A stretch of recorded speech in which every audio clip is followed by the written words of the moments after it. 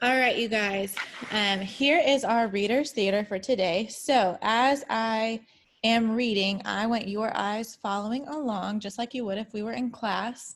I'm going to read all of the characters. I will not say their names each time. I'm going to read it just like you would if you were taking a STAR test, because remember, dramas are also on the STAR test. So even though, in class we like to play the parts and have multiple people read, you are still expected to be able to read it on your own. So just follow along with me as I go. Our characters, we have narrator, that just means the person telling the story, Charlie, Eden, Dad, and Gran. Time machine. Charlie and Eden ring the doorbell at their grandmother's house. Gran opens the door and gives both of them a hug. Hello, I'm so glad you agreed to go through the things in the attic with me. I've been putting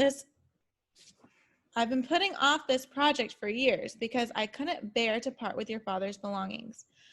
But I've decided the time has finally come to sort through all of it. Your father was something of a pack rat, you know.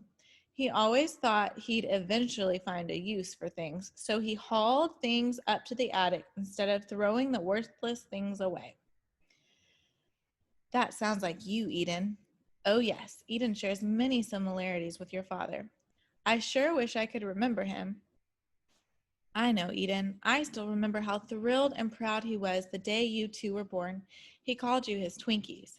You were about 8 months old when we found out about his brain tumor. He held on for another 3 years before he passed. He loved you too and your mother dearly. And then this part right here that's in italics, which means like leaning font and parentheses, that's called a stage direction. So normally a character wouldn't read it, but our stage directions are really important. So when you're reading by yourself, make sure that you read them. It says, Gran wipes a tear from her eye. Shall we get started? Gran leads Charlie and Eden up 2 flights of stairs. When they reach the attic, Charlie and Eden's eyes grow wide. A thick layer of dust covers dozens of boxes. Oh my, Gran, you weren't kidding when you said Dad was a pack rat. Look at all of these boxes. Let's make 2 piles, a keep pile and a garbage pile. Eden removes the lid from the first box. This one is full of popular science magazines. I bet you want to keep those, don't you? You love science. Well, I love science, but these magazines look outdated and smell musty. Let's put these in the garbage pile. Charlie removes the lid from the next box. Jackpot! There are baseball cards in here. I'm definitely keeping these. There might be a few in here that are worth money. I'm going to go downstairs to the kitchen to grab some snacks. We have a big job in front of us. Okay, Gran. That's weird. This box is nearly empty. It just has 2 items in it. One of those old tape recorders and a cassette tape. Maybe we should check to see if these are worth any money. After all, they are antiques. I wonder what type of music Dad listened to. Good question. Time Machine is written on this cassette tape. Have you ever heard of a band called Time Machine? No. Let's plug in the tape recorder and listen to it.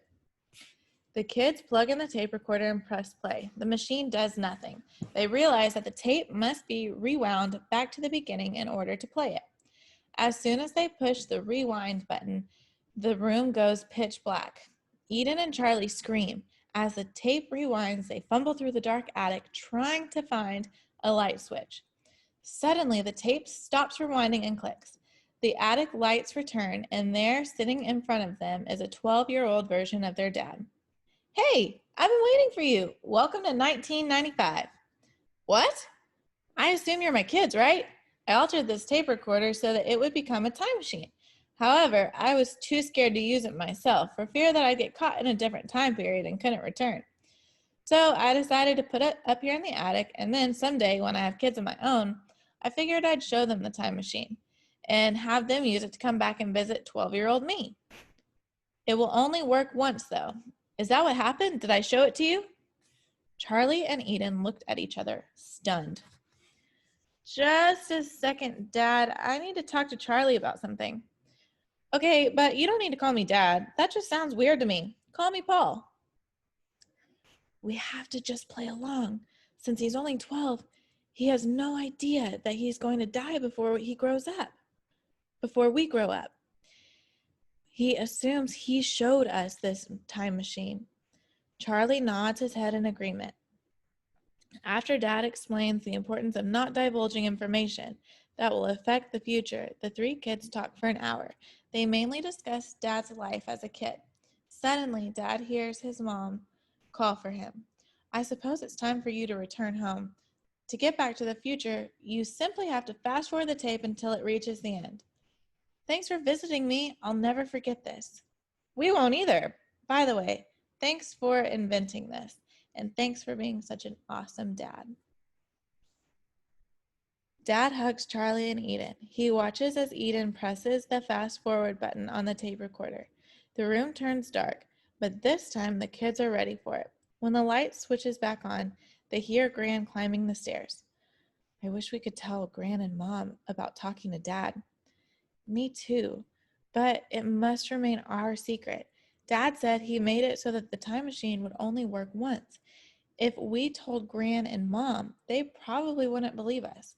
And if they did believe us, they'd be very sad that they didn't get a chance to talk to him too. You're right. I'm so grateful to finally have a memory that includes Dad now. Okay, so what you guys are going to do is go into Kami and fill out a plot diagram for this story. And then I will kind of review the answers with you. And that is it.